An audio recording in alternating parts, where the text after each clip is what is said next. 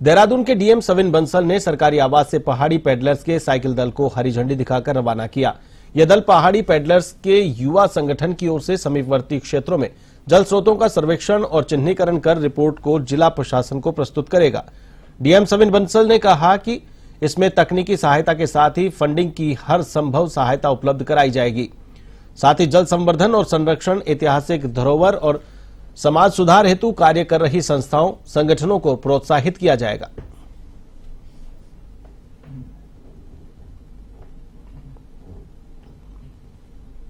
तो आज इसी उद्देश्य से हमारे देहरादून सिटी एंड अराउंड जितने भी जल स्रोत हैं जो डाइंग हैं, in dire need of conservation हैं, जिन्हें एक माइनर इंटरवेंशन से रिस्टोर किया जा सकता है, संवर्धन किया जा सकता है, उसी के लिए आज एक दल रवाना किया गया है और इनकी रिपोर्ट पे, इनकी रिकमेंडेशंस पे तत्काल उन चंपावत में लगातार हो रही बारिश से चंपावत नेशनल हाईवे पर स्वाला के समीप मलबा आ रहा है, जिसके चलते नेशनल हाईवे पूरी तरह से जाम हो गया। सड़क पर बड़े बोल्डर आने से भी वाहन चालकों को आवाजाही में परेशानी का सामना करना पड़ रहा है। वहीं मौसम साफ होने के बाद मलबा हटाने की प्रक्रिया शुरू हो चुकी है, जिसके साथ ही रास्ते में फंसे छोटे बड़े वाहनों को निकाला गया है।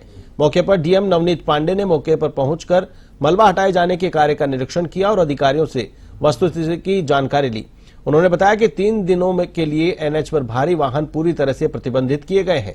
डीएम ने लोगों से नेशनल हाईवे को दुरुस्त करने में नेशनल हाईवे और प्रशासन का सहयोग करने की अपील की है।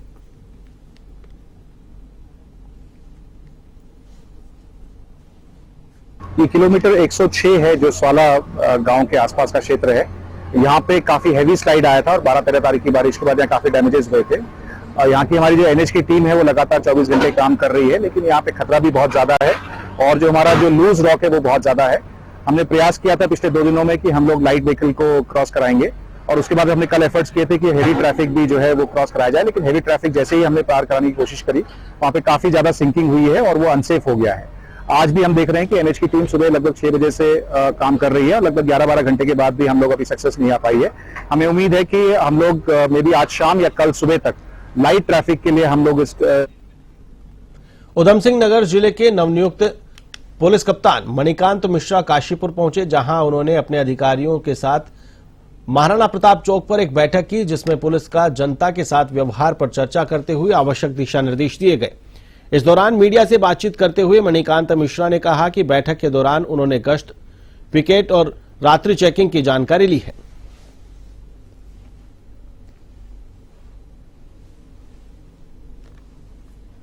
काशीपुर क्षेत्र के सभी थाना इंचार्ज और चौकी इंचार्ज की आज मैंने इस मोड़ पर एक बैठक ली, इनकी बातों को सुना और गश्त, पिकेट और जो रात की चेकिंग होती है उसके लिए जानकारी ली, इनको निर्देशित किया। सबसे बड़ी चीज की मुझे लगता है कि सब गश्त चेकिंग के साथ साथ पुलिस का व्यवहार भी बहुत उचित रहना चाहिए, उस विषय में भी इन लोगों से वार्ता की। और अभी कुछ जो थाने इंचार्जों के ट्रांसफर हुए हैं उसमें मैंने इनको निर्देशित किया कि जो काम पुलिस का है उसको अपने अच्छे व्यवहार के साथ करें, वो और ज्यादा। मानसून की आधिकारिक विदाई से पहले एक बार फिर उत्तराखंड में मौसम बदलने का अनुमान है। पहाड़ से लेकर मैदान तक के तापमान पर असर देखने को मिल सकता है। हालांकि 2 दिन चटक धूप निकलेगी, खासकर मैदानी इलाकों में आम जनता को उमस भरी गर्मी का सामना करना पड़ सकता है। मौसम विज्ञान केंद्र की ओर से जारी पूर्वानुमान के अनुसार 24 सितंबर तक प्रदेश भर के सभी जिलों में मौसम शुष्क रहेगा। इसके बाद 25-26 सितंबर को हरिद्वार और उधम सिंह नगर जिले को छोड़कर अन्य सभी जिलों के कुछ हिस्सों में तेज गर्जना के साथ बारिश होने के साथ ही येलो अलर्ट जारी किया गया है। हालांकि आगे भी प्रदेश के अधिकांश हिस्सों में छिटपुट बारिश देखने को मिल सकती है।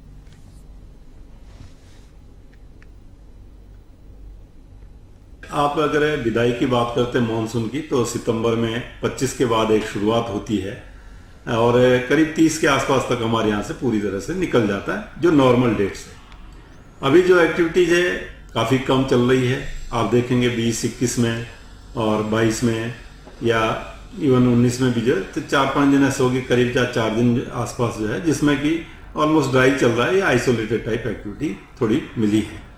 और अभी 2 दिन आगे भी देखें, आज 23 है, कल 24 है, तो इसमें भी कोई एक्टिविटी खास दिखती नहीं है, छुटपुट एक्टिविटी। मसूरी उपजिला चिकित्सालय में सरकारी अस्पतालों में कार्यरत चिकित्सकों ने मांगों के समर्थन में काली पट्टी बांधकर विरोध किया। इस मौके पर डॉक्टर खजान सिंह चौहान और डॉक्टर अभिनव वैदिक ने कहा कि प्रांतीय चिकित्सा स्वास्थ्य सेवा संघ ने लंबित मांगों को लेकर 4 अक्टूबर से काम बहिष्कार करने का ऐलान किया है। संघ ने चेतावनी दी है कि चरणबद्ध तरीके से आंदोलन चलाया जाएगा और मांगों का समाधान नहीं होने तक आंदोलन वापस नहीं लिया जाएगा। वहीं संघ को अगले सप्ताह सचिवालय में लंबित मांगों पर बैठक करने का आश्वासन देने पर हड़ताल को स्थगित करने का निर्णय लिया गया। संघ की मांग है कि शीघ्र ही डीपीसी और एसडीएपीसी के आदेश जारी किए जाएं। इसके अलावा पर्वतीय क्षेत्रों में तैनात सभी विशेषज्ञ चिकित्सकों को राजकीय मेडिकल कॉलेजों की तर्ज पर 50% प्रोत्साहन राशि दी जाए।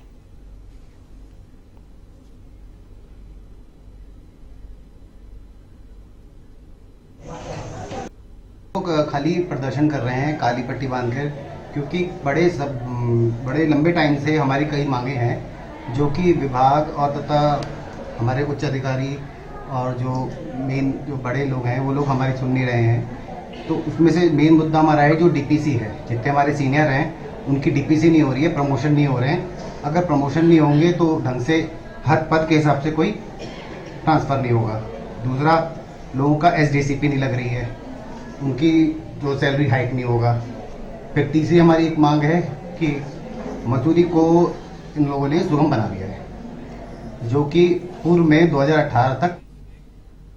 चंपावत जिले के बाराकोट ब्लॉक के दूरस्थ सील गांव के बरूड़ी तोक की सड़क बीते दिनों आई आपदा में पूरी तरह बह गई। गांव को जोड़ने वाली दोनों सड़कें बंद पड़ी। क्षेत्र के कई गांवों का अन्य जगहों से संपर्क टूट चुका है। सोमवार को गांव की बुजुर्ग महिला लक्ष्मी देवी की तबीयत अचानक बिगड़ गई। दोनों ओर से सड़कें बंद होने से महिला को डोली के सहारे 3 किलोमीटर उबड़ खाबड़ रास्ते में पैदल चलकर ले जाया गया।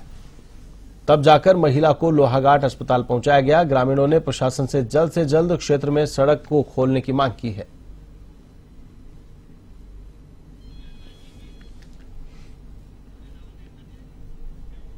हरियाणा और जम्मू कश्मीर में विधानसभा चुनाव का प्रचार जोरों पर है। ऐसे में मुख्यमंत्री पुष्कर सिंह धामी जम्मू कश्मीर और हरियाणा में स्टार प्रचारक की भूमिका निभा रहे हैं। फिलहाल मुख्यमंत्री हरियाणा के दौरे पर हैं। वहीं भाजपा प्रदेश प्रवक्ता हनी पाठक ने कहा कि यह उत्तराखंड के लिए खुशी का विषय है। मुख्यमंत्री की लगातार दूसरे प्रदेशों में डिमांड बढ़ रही है और उनकी कार्यशैली और कड़े फैसलों से उनकी लोकप्रियता का लगातार इजाफा हो रहा है।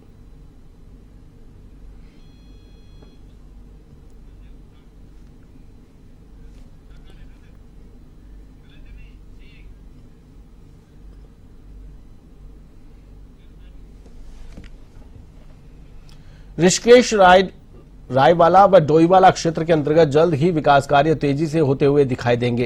कैबिनेट मंत्री प्रेमचंद अग्रवाल ने इन तीनों शहरों के विकास को लेकर मसूरी देहरादून विकास प्राधिकरण के अधिकारियों के साथ निरीक्षण किया। उनको विकास कार्य करने के लिए नियमानुसार जल्द से जल्द कार्रवाई करने के निर्देश दिए गए हैं। मसूरी देहरादून विकास प्राधिकरण के वीसी बंशीधर तिवारी ने बताया कि निर्देशों के अनुरूप जल्द ही इसकी प्रक्रिया शुरू की जाएगी।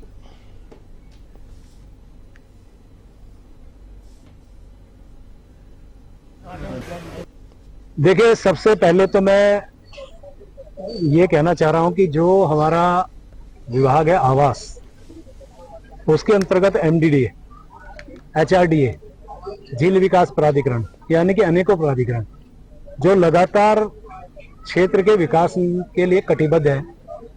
और ये इसलिए भी है क्योंकि ये राजस्व की जो वसूली है वो जनता से करते हैं। वो पैसा संबंधित क्षेत्र में लगे, ये हमारा और नियोजित विकास हो, ये हमारा ध्येय रहता है। तो एमडीडीए जो मेरा एक विभाग है, आवास विभाग का एक हिस्सा है, उनके द्वारा आपने देखा होगा इसी जगह जहां मैं खड़ा हूं G20 में कितने सुंदर काम यहाँ पे हुए थे, अनेकों लोगों ने सराहना की थी। आप ये देखिए जितने यहाँ पे फसाद दुकानदारों के, उसके आगे के काम, दूसरे काम, सभी काम जिस प्रकार से हुए थे। अभी G20 कुछ दिन पहले ही हुआ था, इसलिए मैं कह सकता हूँ हमारी जनता को भी पता है। जनपद चमोली के विकासखंड कर्णप्रयाग के ब्लॉक सभागार में वन बीट अधिकारी व वन आरक्षित संघ की अहम बैठक हुई, जिसमें विभिन्न बिंदुओं पर चर्चा की गई। वहीं जिला अध्यक्ष सचिन केदारनाथ वन्य जीव प्रभाग सचिव सिलोरी, सहायक वन कर्मचारी संघ के अध्यक्ष प्रकाश नेगी ने संयुक्त रूप से बताया कि वर्ष 2018 से पूर्व वन आरक्षी की नियमावली पूर्व के तहत रखा जाए तथा 100% पदोन्नति दी जाए। आगामी 10 अक्टूबर तक शासन से ठोस निर्णय नहीं आता है तो पूरे प्रदेश में उग्र आंदोलन की चेतावनी दी गई है।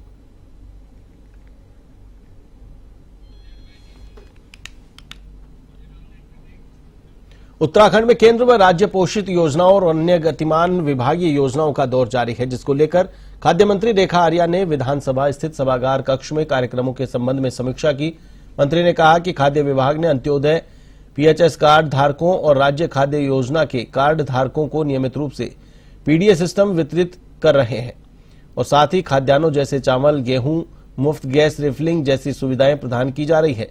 उन्होंने मुख्यमंत्री नमक पोषण योजना की प्रगति पर संतोष जताते हुए कहा कि कार्ड धारक इस योजना का पोषण और दरों के लिहाज से समुचित लाभ ले रहे हैं। मंत्री ने भारत सरकार की डोर स्टेप डिलीवरी योजना की समीक्षा करते हुए कहा कि मैदानी जनपदों में लगभग 99% डोर स्टेप डिलीवरी योजना का कार्य निरंतर रूप से संचालित हो रहा है और सितंबर माह के अंत तक पिथौरागढ़ जनपद में भी डोर स्टेप डिलीवरी का कार्य पूर्ण करने हेतु अधिकारियों को निर्देशित किया गया है। खाद्य विभाग की अंतर्गत जितने हमारे, चाहे हमारे पीएचएस कार्ड धारक है, चाहे हमारे अंत्योदय कार्ड धारक है, चाहे हमारे राज्य खाद्य योजना के कार्ड धारक है, उनको पीडीए सिस्टम से दिए जा रहे हैं, चाहे वो गेहूं हो, चावल हो, चीनी हो या मुफ्त गैस रिफिल के अंतर्गत उनको गैस प्रोवाइड करना हो, उन सब की आज जो है समीक्षा की गई है। और जिसमें चूंकि अभी अंत्योदय परिवारों को जो मुफ्त गैस रिफिल किया जाने के लिए जो संबंधित बजट उसमें जारी किया जाना था वो अभी तक जारी नहीं किया गया है। इसको लेकर विभाग से नाराजगी भी व्यक्त की है और चूंकि 25 तारीख की कैबिनेट है तो ये भी निर्देश दिया है कि शीघ्र अतिशीघ्र जो है फाइल की मूवमेंट इतनी तेज की जाए कि हमारी 25 तारीख की कैबिनेट में वह आ सके अथवा जो है माननीय मुख्यमंत्री जी के स्तर से। तीर्थ नगरी ऋषिकेश में लगभग 2.5 महीने बाद सोमवार से आपको बता दें कि सीजन के दूसरे चरण की रिवर राफ्टिंग शुरू होते ही गंगा रंग बिरंगी राफ्टों से सज गई है। इससे जहां सैलानी उत्साहित हैं तो वहीं पर्यटन से जुड़े कारोबारियों के साथ स्थानीय दुकानदार भी खासे उत्साहित हैं।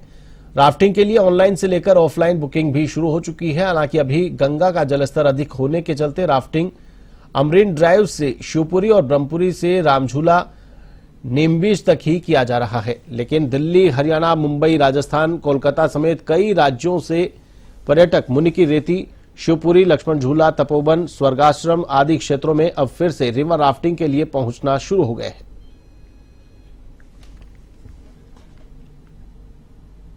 बुलेटिन में फिलहाल के लिए बस इतना ही। मुझे दीजिए इजाजत। नमस्कार।